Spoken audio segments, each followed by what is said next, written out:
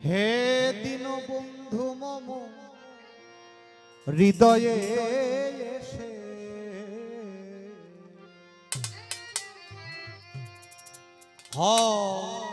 আবির্ভাব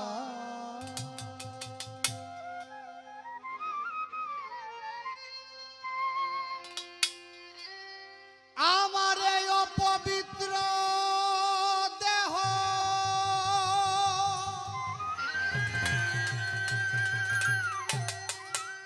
তোমারি পরশে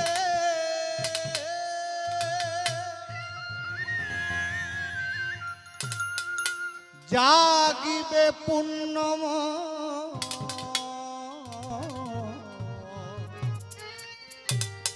প্রেমেরই প্রভা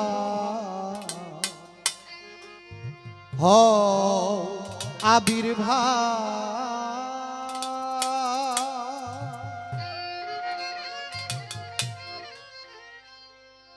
হে দীনবন্ধু মম হৃদয়ে এসে আবির্ভাব হে দীনবন্ধু মম হৃদয়ে এসে আবির্ভাব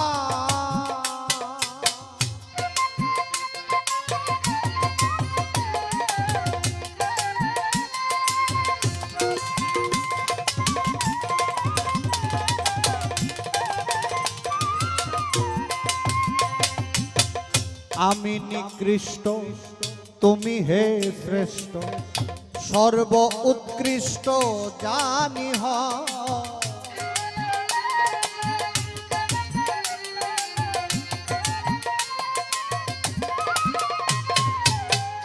আমি নিকৃষ্ট তুমি হে শ্রেষ্ঠ সর্ব উৎকৃষ্ট জানি করিয়া হব্বা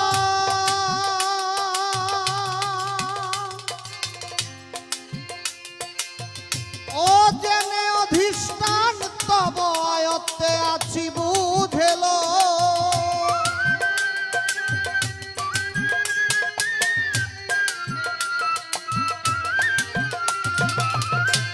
করিয়া হব্বান ও করে অধিষ্ঠান তব আয়ত্তে আছি বুঝেল প্রভু তুমি ধন্যবাদ ক্ষমা করো অপরাধ প্রভু তুমি ধন্যবাদ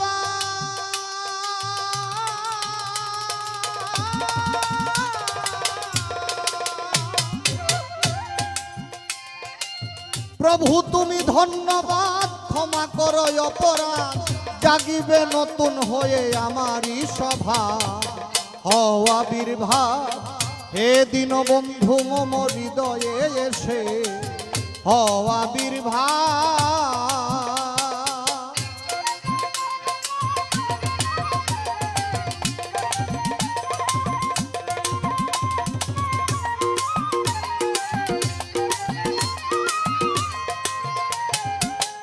হৃদয়ে আছো কেন পরাশ্রিত আমারে হইতে দিবা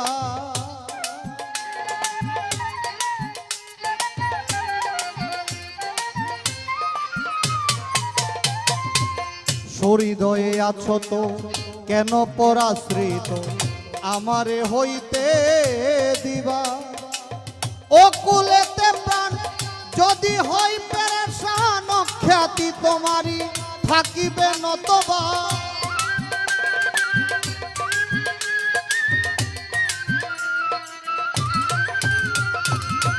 ও কুলেতে প্রাণ যদি হয় অবসান খ্যাতি তোমারি থাকিবে নতবা ভুলিতে কি পারি যদি আমি পান করি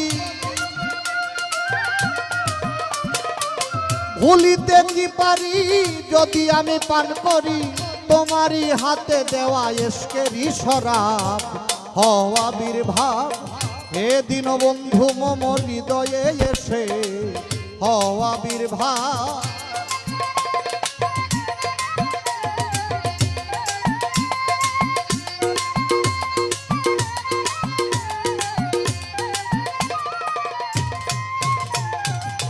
জানি প্রত্যাশা শূন্য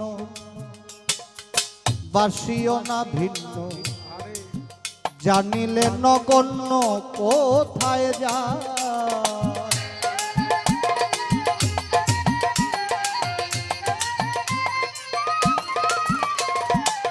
জানি প্রত্যাশা শূন্য বাসিও না ভিন্ন, জানিলে নগণ্য কোথায় যায়।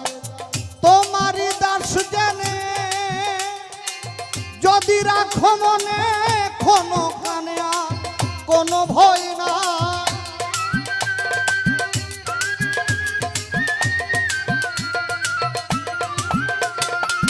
তোমারই দাস জেনে যদি রাখো মনে কোনো খানে আর কোনো ভয় নাই। যদি আমির উদ্দিন থাকে তোমার অধীন,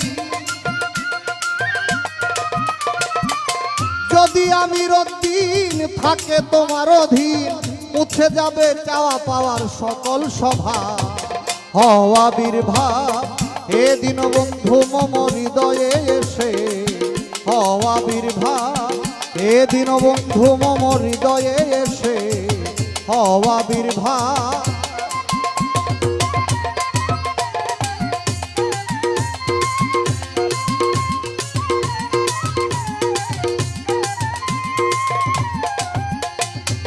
প্রথম আমার বন্ধনা ওহে পাক রাব্বানা, দ্বিতীয় বন্ধনা নূর নবীজির চরণ। হযরত আলিমা ফাতেমা সাথে ইমাম দুজনা, নত শিরে ভক্তি আমি রাখিলাম এখন। সভা করে বসলেন যারা, আমার সালাম নেন আপনারা। হিন্দু কর্তা থাকলে পরে আদাব রয় এখন।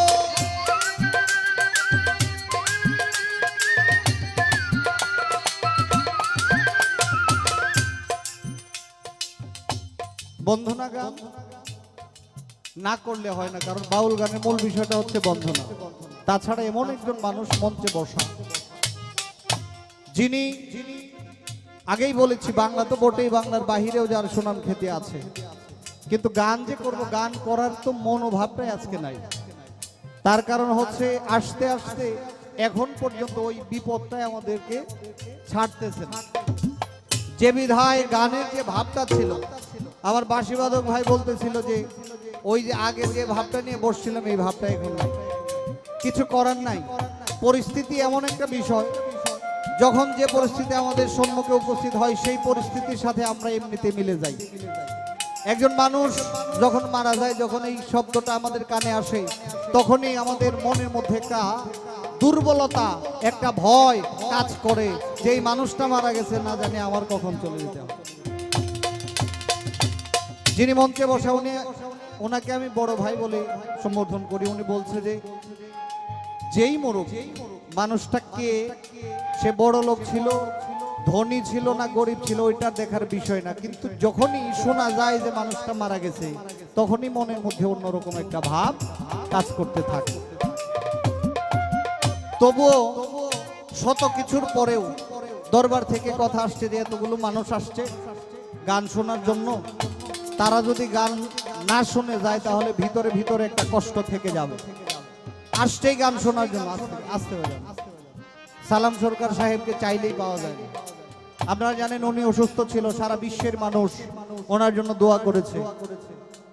ওনার জন্য নামাজের পরে যায় নামাজে বসে দোয়া করেছে। যারা হজ করতে গেছে অনেক মানুষ আছে, অনেক ভক্ত আছে, কাবা ঘরের আঙিনায় গিয়ে দোয়া করছে যে ওইখানে দোয়া করলে আল্লাহ পাক কবুল করে সালাম সরকার যেন সুস্থ হয়ে যায়। ওই মানুষটা এখনো পুরোপুরি সুস্থ।